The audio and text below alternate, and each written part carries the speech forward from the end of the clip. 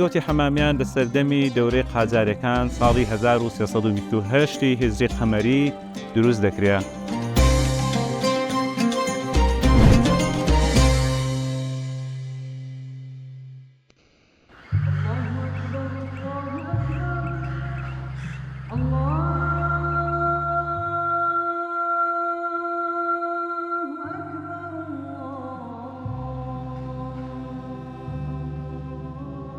یەکێک لەو شوێنانی کە لە ساڵانی زوو بە تایبەت 200 ساڵی ڕابردوو وەکو مەکۆیەک بۆ گرتبوونەوە و کۆبوونەوەی دەسەڵاتداران و کۆمەڵانی خەڵک بە گرنگی لێیان دەڕوانی مزگەوت بوو.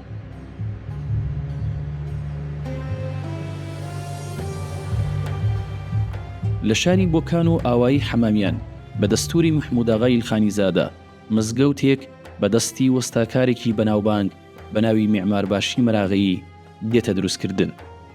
هاوکات مزگەوتی سووری مەهابادیش هەر لە سەردەستی ئەو وەستا نایابە بەردی بناغی بۆ دانراوە. بۆ هەڵسەنگاندنی کولتوری یەکدانە نەتەوە دەبێ بین چاو لە بیناسازەکەی بکەین، بزانین بە چ شێوازێکە. شێوازەکە بۆ جۆرەیە کە چوارتاقیە. چوارتاقی شێوازێکی بیناسازیەکی ئێمە پێش لە ئیسلامدا هەمانە لە منتەقەدا. بەرهێوان کە دەیبینین کە هەر لە قەدیمەوە بووە چ لە ماڵە ئاغاکاندا کە چ لە مزگەوتەکاندا دیسانەکە دەگەڕێتەوە بۆ سەردەمی کۆنەکان. هەروەتر کە مەسەن لە فەخرەقادا دەیبینین ئێوانێکمان هەیە کە هەر بە شێوازی بەرهێوان دەبێ و لێرەکانە دروست دەکرێت و لەو شێوازە ئیسفادە دەکرێت. دەبینی کە چەندین ماڵە ئاغای تر لە دەوروبەر دەبن کە هەر بەو شێوازەی کە لێرەکانە سازکراون ئەوانەیش دروست کراون.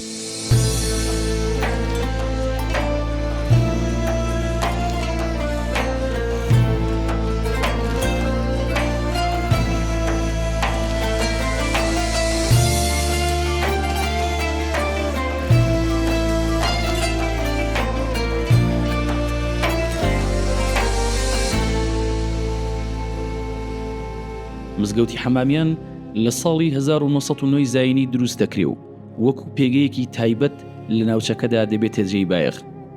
یەکێکی تر لەو گرنگیانەی ئەو مزگەوتە ئەوەیە کە هەموو خشتی سوورە و تەنانەت یەک کۆڵەکەشی تێدا نییە بە جۆرێک کە جیاوازە لە مزگەوتەکانی سەردەمی خۆی.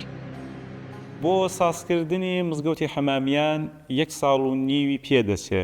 لەو 1 ساڵ و نیوەدا خەڵکی نێودێی حەمامیان لەگەڵ ناوچەی دەوروبەر بە تەواوی یارمەتی دەدەن کە ئەو مزگەوتە دروست بکرێت. دیوارەکانی 1 تا 2 متر پانە، خاترەوەیە کە ئێستحکامێکی زیاتری بێ و زیاتر دەوام بمێنێت لێرە بمێنێتەوە. زۆر یەک لە تەزئینکارەکانی کە دەیبینین لە نێو دیوارەکانی کە لە نێو مزگەوتدا بەکار هاتووە ئێمە لەوە پێشیش هەر بوومانە لەسەر گۆرەویەکان، لەسەر جاجمەکان، لەسەر بەرماڵەکان.